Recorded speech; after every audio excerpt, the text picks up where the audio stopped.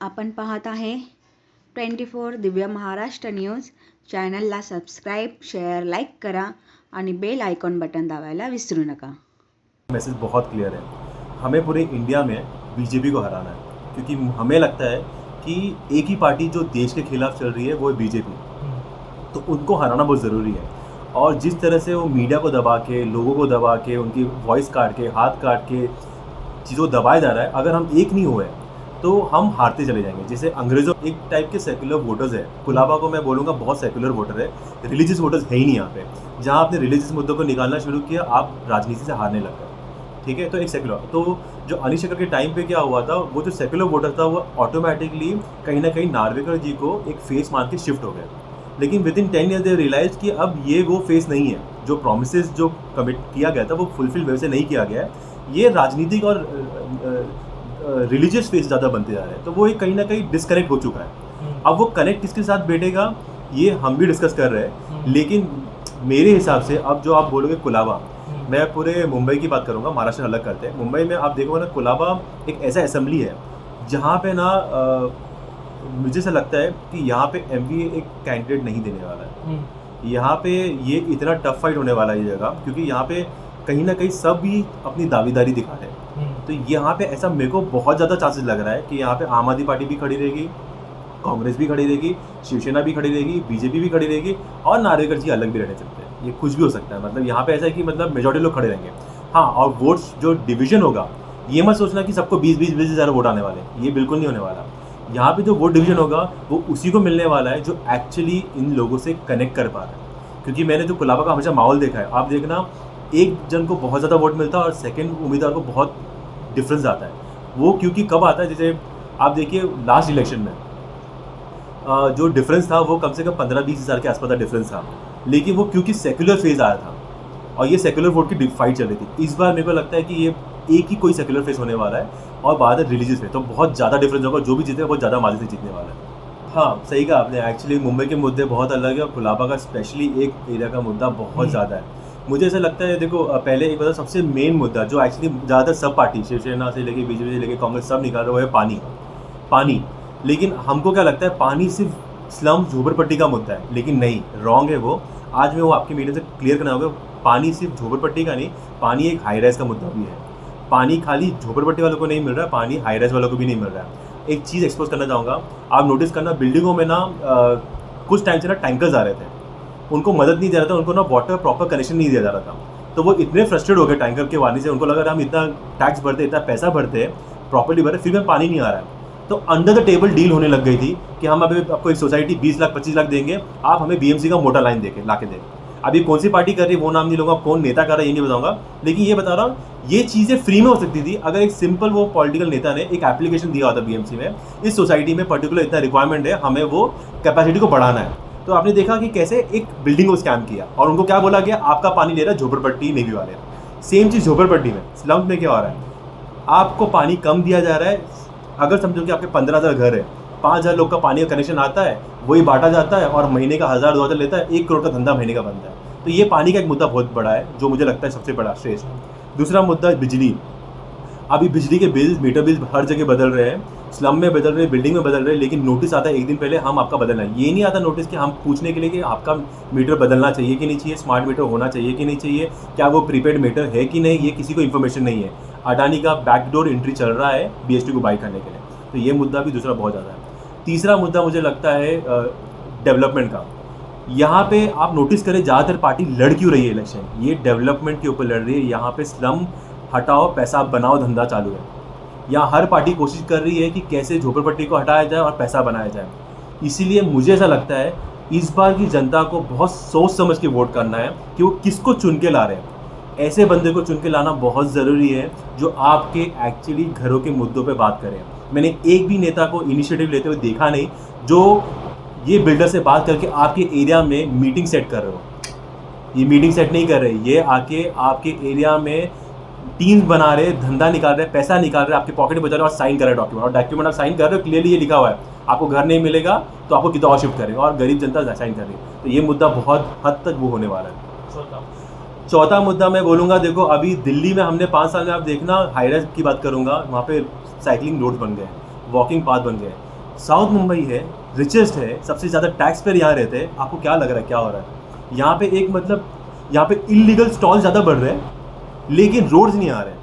आप प्रॉमिस कर रहे हो बिल्डिंग वालों को हम हटाएंगे, स्लम वालों को बोल रहे हैं हम बढ़ाएंगे, एक तरह का कॉन्फ्लिक्ट करा के दोनों को अलग रख के झगड़ा करा के आप वोट की राजनीति कर रहे हो। ये बंद होना ज़रूरी है। मुझे ऐसा लगता है हमें क्लोज डोर मीटिंग नहीं करना है। बिल्डिंग वाले आप किसी नेता से मिलने के लिए रेडी नहीं है, किसी स्लम वालों से डिस्कशन करने रेडी नहीं है, स्लम वाले बिल्डिंग से मिलने रेडी नहीं है। ये डिस्कशन को मिलाना ज़रूरी है, एक प्रॉपर डिस्कशन और प्रॉपर तरीके से कोलाबा को डेवलप करना, और ये कर कौन सकता है? सिर्फ आपका जीता हुआ नेता। तो इसलिए वो प्रॉपर चुनना बहुत ज़रूरी है। पांचवा और आखिरी सबसे इम्पॉर्टेंट मुद्दा है, जो मुझे एक्चुअली और भी है लेकिन मैं ज़्यादा इम्पॉर्टेंट, एजुकेशन। अब मैं पढ़ा हूँ सेंट जोसेफ स्कूल से, आर्मी स्कूल से। मेरे टाइम पे जब मैं आर्मी स्कूल से सेंट जोसेफ स्कूल में गया था, मेरे क्लास में 30 बच्चे होते थे। 30 में से ना मैं झूठ नहीं बोलूँगा, एक बच्चा मुश्किल से इंग्लिश नहीं बोल पाता था उस टाइम पे, और वो आप मेरे को बोलूँगा वो बच्चा मैं हूँ। मैं आज बोलूँगा कि वो बच्चा मैं था, जबकि मैं एक अच्छा एजुकेटेड बंदा था आर्मी स्कूल से, लेकिन मैं इंग्लिश में वीक था। आज सेंट जोसेफ स्कूल की हालत ये है, वहाँ पे 30 में से 30 के 30 बच्चे इंग्लिश नहीं बोल पा रहे। एजुकेशन इतना ख़राब हो गया। होलिनियम स्कूल देखिए, आपके स्ट्रक्चर क्या हो गया, आपके म्यूनसिपैलिटी स्कूल देखिए, थोड़ा सा म्यूनसिपैलिटी स्कूल में थोड़ा स्ट्रक्चरल डिफरेंस आया, लेकिन एजुकेशन पूरी तरह से कोलैप्स हो गया। आपके बच्चे ड्राइवर बनने के लिए ट्रेनिंग ले रहे हैं, आपके बच्चे स्टॉक बॉय बनने के लिए ट्रेनिंग ले रहे हैं, ऑफिस बॉय बनने के लिए, लेकिन आपके बच्चे बिजनेसमैन, किसी इंटरप्रेनर, किसी कंपनी में ज्वाइन करने नहीं। आपके बच्चे ग्रेजुएट हो गए लेकिन इंटरव्यू पास नहीं कर पा रहे, क्योंकि उनको जब पूछा गया है कि आप एनवायरमेंट के ऊपर बात बोले, वो करते रह जाते हैं। तो ये जो जिस तरह से इससे मतलब जो नेताओं ने कमज़ोर किया ना आपको, ये किसी को समझ में नहीं आ रहा है, और ये कमज़ोरी को तोड़ना है तो आपको एजुकेशन को इम्पोर्ट करना बहुत ज़रूरी है। इसके बाद आप सबसे अहम सवाल मुझे आपसे ये है कि आप मुझे ये बताइए कि आपको जानकारी है या पता नहीं, but there is a new project coming from state government called Nariman point to Lalit building Koliwada का कनेक्टर, 2-वे कनेक्टर। सो अभी हाल ही में हमें पता चला कि ये कनेक्टर अप्रूव किया गया है। स्थानीय आमदार जी भी हाई राइज वालों से बात कर रहे थे, पर ये गरीबों को, स्लम के झुग्गियों में रहने वालों को नहीं पता। अगर ये ब्रिज बनता है तो इसमें कौन से वर्ग के लोगों को सबसे ज़्यादा नुकसान होगा या नहीं होगा, और इसके बिसाइड में क्या सोचा गया कि स्लम वालों को किस रीडेवलपमेंट में SRA के माध्यम से कुछ डेवलप करके दे, क्या है, what is your thinking about this new connected 2-वे? जब से ये प्रोजेक्ट का डिस्कशन शुरू हो रहा था ना, तो मैं इस प्रोजेक्ट को फॉलो कर रहा था, तो मैंने देखा कि सबसे पहले अंबेडकर नगर के रोड से पहले ये प्रोजेक्ट शुरू हो रहा था। लेकिन जब मैंने वहाँ पे सर्वे करके लोगों से बात करने लगा, किसी को पता नहीं था, किसी को ये भी नहीं पता कि उनका घर टूटने वाला है, रोड बड़ा होने वाला है, किसी को नहीं। जब मैं बात कर रहा हूँ उनको तो लगता था ये क्या बोल रहा है, ऐसा होगा भी क्या, नहीं पता। ठीक है, फिर वहाँ से ये बात चलते चलते अप्रूव होने से पहले बीचों बीच में इन्होंने हाई राइज लोगों से, नार्वेकर जी ने मीटिंग किया बिल्डिंग के लोगों से। वहाँ पे फिर ये डिस्कशन आया कि हाँ हम सपोर्ट करते हैं प्रोजेक्ट को, हमें कंटिन्यू करना चाहिए, हमें रोड चाहिए कनेक्ट करने। लेकिन कहीं ना कहीं डिस्कम्फर्ट भी था कि ये यहाँ से क्यों हो रहा है, ये हमें डिस्कम्फर्ट देगा, हमें नहीं है, गलत है।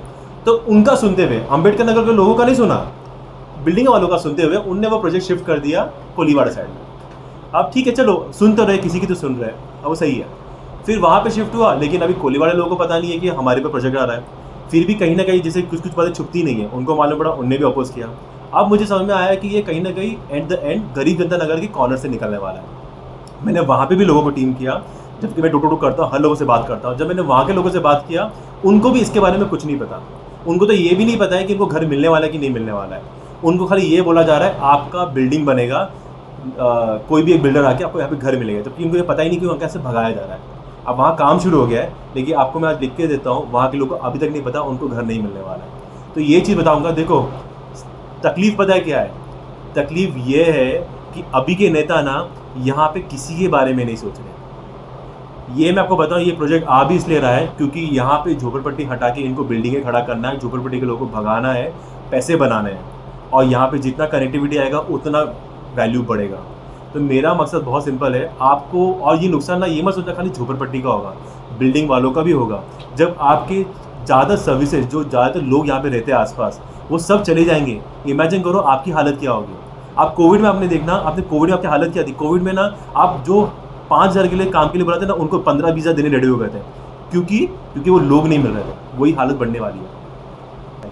तो आप तो बहुत ऐसे युवा नेता, आपके बहुत सारा युवा जुड़े हुए हैं, याद होगा आपको वो इंटरव्यू। मैं उस दिन को लेके ना आज बताता हूँ चीज़ें क्या बदली है। मैंने उस टाइम पे देखा था जितने भी युवा लोग हैं ना, ये युवा ना खाली कुलाबा का नहीं, ये युवा सारे मुंबई, सारे महाराष्ट्र, सारी इंडिया की हालत है। इनके पास रोज़गार नहीं है, इनके पास पैसा नहीं है, ठीक है, और इन पे प्रेशर बन रहा है कि आप क्या कर रहे हो, क्या करने वाले हो। और वो जो रोज़गार नहीं है ना, वो उसको कैसे देखो, अभी ना इलेक्शन जब BMC इलेक्शन तो नार्वे जी, ये बात नार्वे का सबको ही पता है, बीजेपी को पता है, कांग्रेस को पता है, शिवसेना सबको पता है। जैसे इलेक्शन आना तो इनने चालू कर दिया, अरे हम नौकरी देंगे। मच्छी महानगर में कितना बड़ा कैंप लगा था, कितने लोग को नौकरी मिला, आप खुद 20 लोग को भी मिला तो बहुत बड़ी बात है, बहुत अच्छी बात है, 20 वोट तो आया। अब अभी कुछ टाइम पहले शिवसेना जी ने ये रखा है सेम चीज़ कैंपेन, लेकिन आप देखो ये दिखाता है, सबको पता है यहाँ पे नौकरी नहीं है।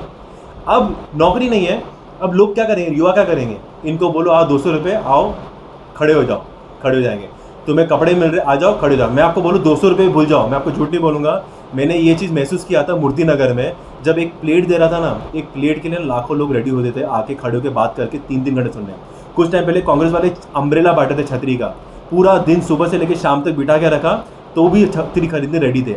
ये दिखाता है कि आप भले ही साउथ मुंबई में हो, कुलाबा के एरिया में हो, जोपर, लेकिन यहाँ के गरीब बहुत हालत ख़राब है, उनकी बहुत इतनी ख़राब है कि आज की तारीख में उनको घर चलाने के लिए भी पैसा लेना पड़ रहा है। और ये लोग आपको इतना कमज़ोर कर रहे हैं, जैसे एजुकेशन मैंने बोला, आपको इतना कमज़ोर कि आपको नौकरी नहीं मिल रही है, तो आप क्या किए, आप बस यही इनके चंद पैसों के लिए जियोगे। और ये बोल रहा हूँ, ये चंद पैसे जीने वाले ना बेटा, जितने बच्चे, मैं तो बोलूँगा लो पैसे, लेकिन ये सिर्फ 2 महीने, उसके बाद आपको लात मारेंगे और वापस से आपको कितना 8-10 महीने आपके गरीबी ज़िंदगी निकालने, माँ बाप को संभालना है। तो सोचो पहले कि क्या करो, क्योंकि आप गरीब, आप युवा लोग, माहौल भी बदल रहे हो और गलत मैसेज भी पास कर रहे हो।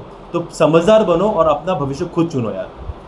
मेरा आपसे सबसे रिक्वेस्ट है, मैं अभी सिंस इंटरव्यू दे रहा हूँ, कोई भी इंसान, कोई भी अच्छा इंसान इलेक्शन के लिए खड़ा होता है ना, 20 लोग होते हैं, उसमें ना बड़े नेता भी होते हैं, बीजेपी, कांग्रेस, शिवसेना, आप आम आदमी पार्टी, कोई बड़ा बोलो छोटा बोलो अलग चीज़ है, छोटे लोग भी होते हैं जो ईमानदार होते हैं, सच्चे होते हैं और लगन से लड़ने की कोशिश कर रहे हैं।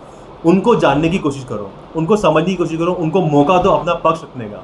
और ऐसे लोग को अगर आप चुन के लाओगे ना, मुझे लगता है कि भले ये पैसे वाले बड़े पार्टी वाले आपको लूट जाएंगे 80%, अगर ये गरीब, अगर सही बंदा उतरेगा ना, मुझे लगता है ये अपना नाम बनाने के लिए आपका ना 90% काम करके जाएगा। तो सही नेता चुनना बहुत ज़रूरी है। मैं ये नहीं बोल रहा मुझे चुनो, जो आपको सही लगे, जो मेहनत कर आपको लग रहा है कि भविष्य बदल सकता है, उसको चुनो। ये मेरा एक मैसेज आप सबको था।